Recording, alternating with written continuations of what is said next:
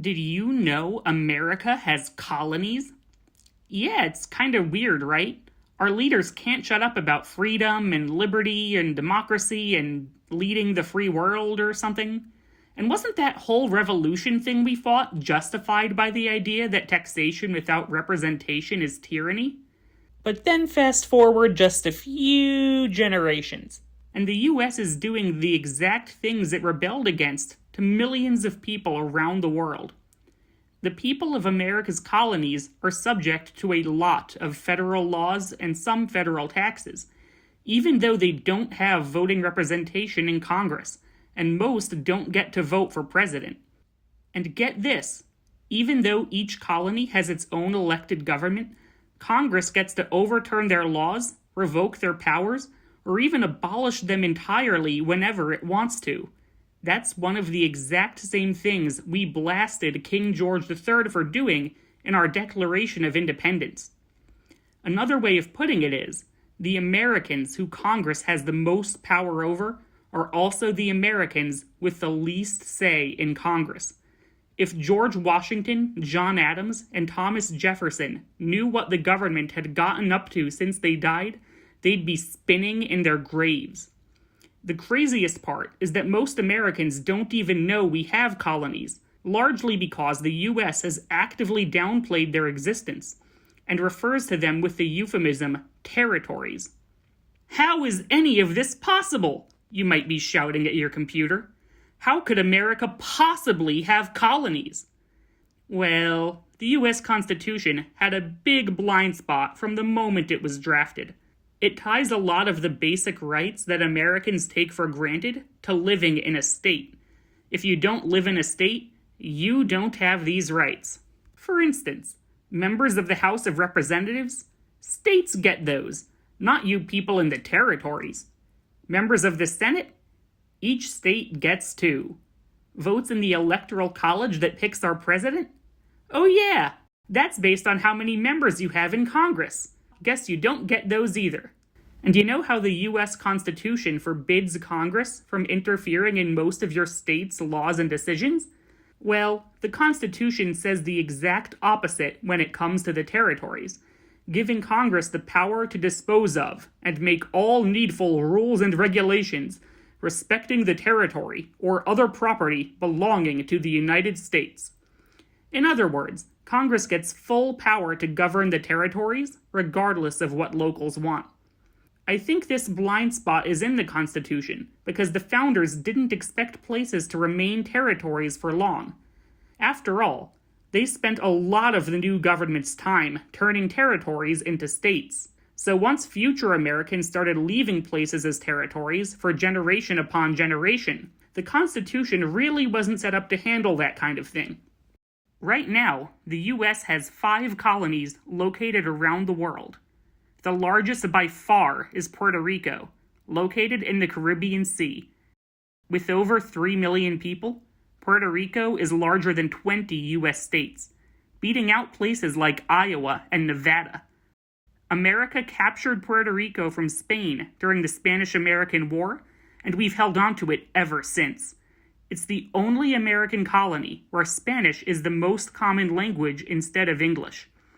It's often called the world's oldest colony because it's been a colony of some empire or another for over 400 years. And now that's us. Good job, team! Oh, hey, so, by the way, remember that time Trump wanted to buy Greenland from Denmark? Well, we actually did buy islands from Denmark once. The Virgin Islands of the United States are another American colony located right next to Puerto Rico, which we bought for $25 million in 1917, without the locals getting a say. The islands are best known as that place one of your relatives went on their honeymoon, but they should be known as the home of 87,000 disenfranchised Americans. Good job, team! 2 more American colonies, Guam and the Northern Mariana Islands, are actually part of the same island chain in the western Pacific Ocean. We took Guam from Spain during the Spanish-American War, and we took the Northern Marianas from Japan in World War II. Today, they're best known as the place that North Korea keeps threatening to nuke. Because guess what? These islands are the closest part of America to East Asia, and the US just keeps building military bases all over them. In fact, about a third of Guam's land is now covered in military bases, much of which our government took without asking the locals. Good job, team! The last colony on our list, American Samoa, is located in the southern Pacific Ocean, right next to the independent country of Samoa. The big fun fact I have about this one, and by fun fact I mean morally questionable fact, is that people born in American Samoa don't get citizenship automatically like people born elsewhere in the country. Instead, American Samoans are in a kind of legal limbo land, where they're considered U.S. nationals. That means if they ever leave the islands and move to one of the states within their own country, they would have to go through a citizenship process before they're allowed to vote. While some American Samoans view this as discriminatory and want to change it, others prefer keeping the U.S. at arm's length to better preserve their identity and traditions, which goes to show the vast diversity of opinion within the colonies. So, that's it for America's colonies. Wait, hold the phone. Did I forget something? Oh yeah! Washington, D.C., the nation's capital. Okay, so this one is a weird case, and you may or may not count it as a colony, depending on your perspective. But there are quite a few ways in which D.C. is treated like a colony, so it belongs in this conversation. First, D.C. residents are subject to every federal law and tax that Congress imposes, even though they don't have voting members of Congress. And second, Congress interferes with D.C.'s local laws and budget, just like it does with the other colonies. So it looks like D.C. is yet another case of Congress having the most power over the people with the least say in it. Good job, team! One thing D.C. does have that the other colonies don't is the ability to vote for president. That's because the 23rd Amendment to the Constitution makes D.C. an exception to the rule that only states get votes in the Electoral College.